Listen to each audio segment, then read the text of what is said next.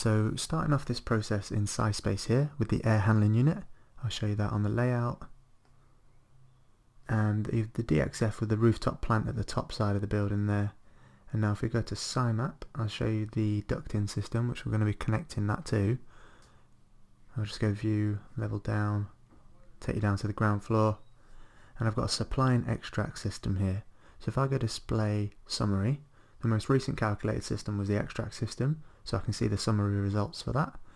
So just to do that, you go to display, calculate, extract, and then again display summary, and you're looking at the extract system. Same again for the supply now, so display, calculate, supply, and then summary, and you're looking at the fan duty for the summary as well, so sizing your air handling unit based off those parameters. So now looking at these into Revit, where I've already done the import, you can see we're looking at the Revit in a 3D view now.